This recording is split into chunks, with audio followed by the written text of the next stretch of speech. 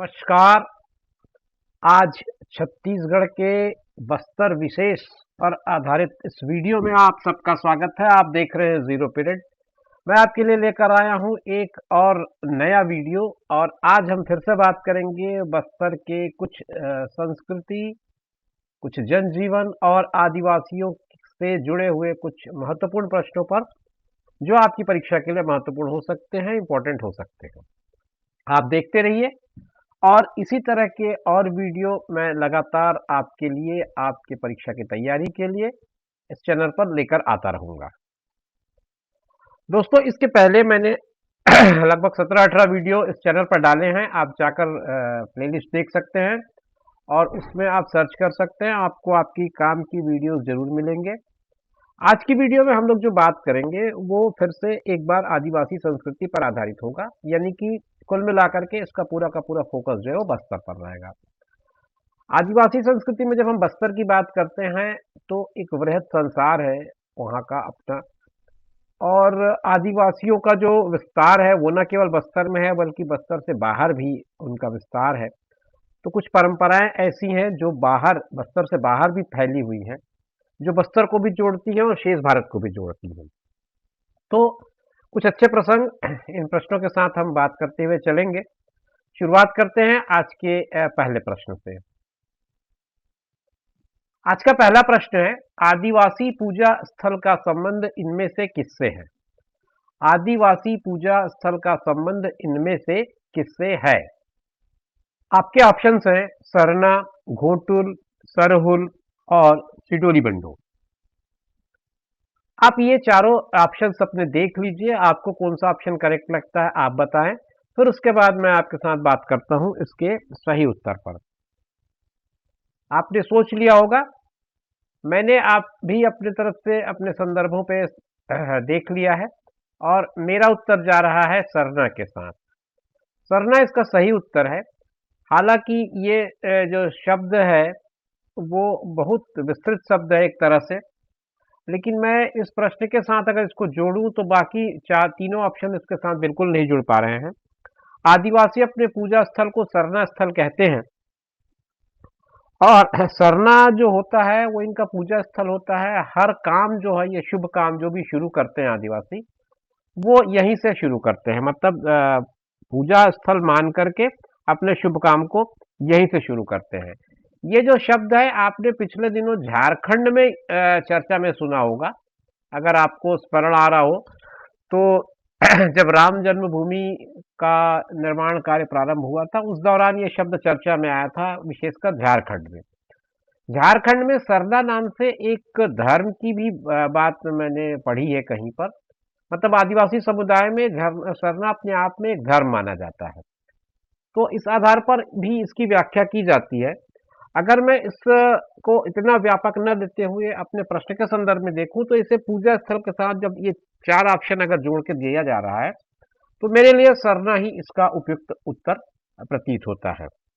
तो आप सरना को धर्म से भी जोड़ सकते हैं, आदिवासी समुदाय का एक धर्म है, या पूजा स्थल के नाम पर अगर कोई प्रश्न बनता है तो आप उसके साथ भी इसको रिलेट कर सकते हैं। दूसरा जो प्रश्न है वो कहता है, अलगोजा नामक वाद्य यंत्र को हम किससे संबंधित कर सकते हैं? अलगोजा एक वाद्य यंत्र है, इसका संबंध इनमें से किससे हम कर सकते हैं या किससे रिलेट कर सकते हैं?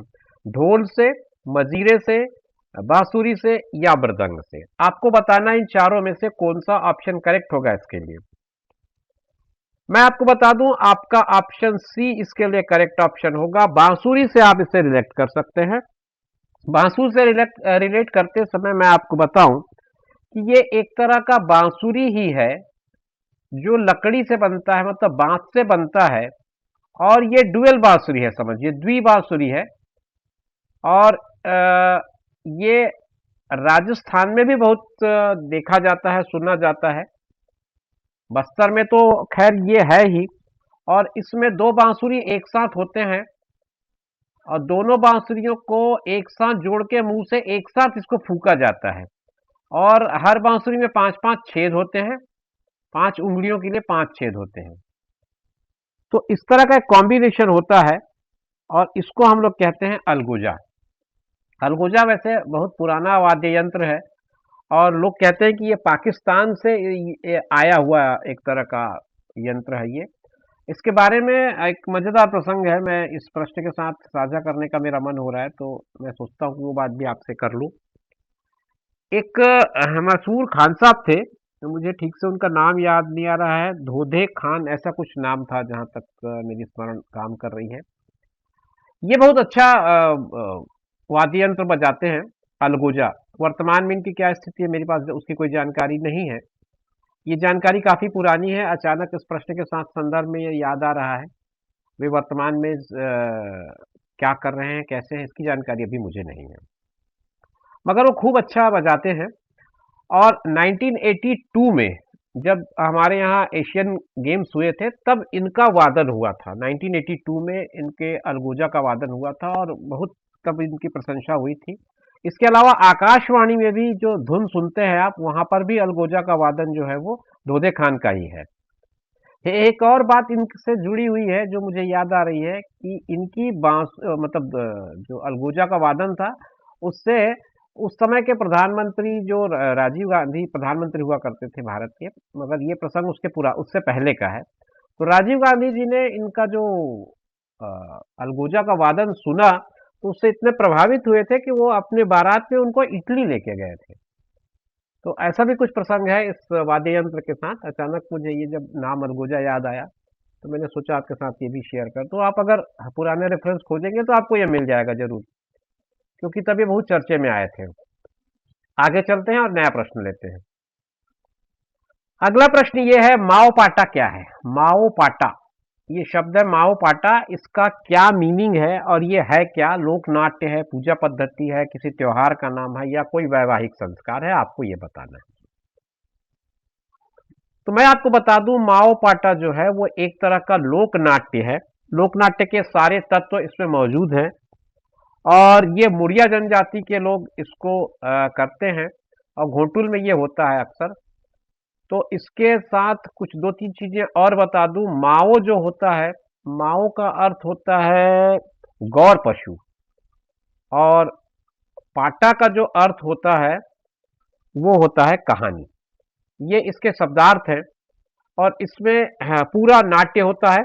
नाट्य में नर्तक जो होते हैं ना, वो पकाई हुई मिट्टी जो होती है, मिट्टी को पकाते हैं। पकाने के बाद डमरू के आकार का एक ढोल बनाते हैं और जिसको अब हम लोग परई कहते हैं। तो उस परई को ये लोग एक तरह से उपयोग करते हैं इस नर्तन के दौरान। तो लोक नाट्य का प्रकार है ये माओ पाटा और बहुत लोकप्रिय है मुरिया जनजाति में। मुरिया जनजाति का एक लोकप्रिय नृत्य के रूप में इसकी ख्याति है। अगला सवाल है, चेलिक मोटियारी शब्द को किन अर्थों में प्रयोग किया जाता है? चेलिक मोटियारी ये शब्द है, एक युगल शब्द की तरह है, युति है ये। चेलिक मोटियारी शब्द को किन अर्थों में प्रयोग किया जाता है? आपके लिए ऑप्शन है देवी देवता, प्रकृति पूजा, युवक युवती या गांव शहर। आपको बताना है इसमें से कौन सा ऑप्शन करेक्ट है। मैं आपको बता दूं, इसका ऑप्शन सी करेक्ट ऑप्शन है, युवक युवती। ये जो चेलिक मोटियारी है ये शब्द भी वहीं घोटुल से ही लिया गया शब्द है। घोटुल परंपरा के अंदर ये शब्द उपयोग होता है और चेलिक जो है वो युवक के लिए उपयोग होता है, युवक के लिए चेलिक शब्द का उपयोग होता है और युवती के लिए मोटियारी शब्द का उपयोग होता है। तो युवक युवती की जगह वहां पर चेलिक मोटियारी शब्द का उपयोग किया जाता है और ये घोटुल में ही उपयोग आता है। तो आदिवासी संस्कृति से बहुत वाबस्ता शब्द है ये, बहुत वहां पर कोई नया शब्द नहीं, उनके लिए बहुत लोकप्रिय शब्द है। और छत्तीसगढ़ में आदिवासियों के अलावा कुछ ग्रामीण अंचलों में भी अभी भी युवतियों को मोटियारी बोला जाता है। तो अगर आप थोड़ा सा इस पे ध्यान देंगे तो आसानी से इस प्रश्न को आप बना पाएंगे। इस वीडियो का ये आखिरी सवाल है, सैला नृत्य के बारे में कौन सी बात सही नहीं है? ध्यान दें, कौन सी बात सही नहीं है ये पूछा गया है और कुछ चार स्टेटमेंट्स है। पहला स्टेटमेंट है कि यह जशपुर और सरगुजा क्षेत्र का प्रसिद्ध नृत्य है। दूसरा, इस नृत्य में मुख्यतः डंडे का प्रयोग होता है और तीसरा, मांदर इस नृत्य का मुख्य वाद्य होता है। चौथा, इस नृत्य में पुरुष महिला दोनों भाग लेते हैं। अब आपको ये आइडेंटिफाई करना है कि इनमें से कौन सा उत्तर सही है। तो मैं आपकी जानकारी के लिए एक एक करके प्रश्नों से के चारों ऑप्शन पे बात करते हुए आगे बढ़ता हूं। जशपुर और सरगुजा क्षेत्र का प्रसिद्ध नृत्य है। ये बिल्कुल सही बात है। सैला नृत्य आपको जशपुर और सरगुजा क्षेत्र में मिल जाएगा। वहां पर इस नृत्य को बहुतायत में आप पा सकते हैं। दूसरा है, इस नृत्य में मुख्यतः डंडे का प्रयोग होता है। आप नाम से ही समझ सकते हैं, सैला मतलब उधर डंडे को सैला कहा जाता है, तो सैला नृत्य में डंडे का प्रयोग होना स्वाभाविक है, तो यह कथन भी सही है। और इस नृत्य में मुख्य वाद्य यंत्र मांदर होता है, ये भी सही है। अब अंतिम जो स्टेटमेंट है वही बच जाता है, तो ऑब्वियसली यही इसका सही उत्तर होना चाहिए, मतलब ये नहीं होगा। इस नृत्य में पुरुष और महिला दोनों भाग लेते हैं। यहां पर आपका जो प्रश्न का स्टेटमेंट है गलत हो जाता है। इसमें केवल और केवल पुरुष भाग लेते हैं, ओनली मेल। इसमें महिलाओं की भागीदारी नहीं होती। सैला नृत्य में केवल पुरुष ही भाग लेते हैं। तो दोस्तों, इस तरह से आज मैंने आपके साथ कुछ बात की, 5-7 सवालों के साथ। कुछ प्रसंग आ गए अच्छे, वो भी मैंने आपके साथ डिस्कस किया। प्रसंग कितने सही है कितने गलत हैं, आप अपने संदर्भों में जाकर खोज सकते हैं। जब कोई इस तरह का प्रसंग किसी प्रश्न के साथ जुड़ा हुआ आता है तो मेरी इच्छा होती है कि आपके साथ साझा करूं। अगर उसमें कोई बात गलत रह गई हो या तथ्य से कहीं भटक गई हो तो आप मुझे कमेंट बॉक्स में लिखकर बता सकते हैं, ताकि मैं वापस अपने संदर्भों की जांच कर सकूं। तो मिलेंगे नए वीडियो में नई जानकारी के साथ। आप बने रहिए चैनल पर। तब तक मुझे दीजिए इजाजत। अपना ख्याल रखिए और उनका ख्याल रखिए जो आपका ख्याल रखते हैं। धन्यवाद।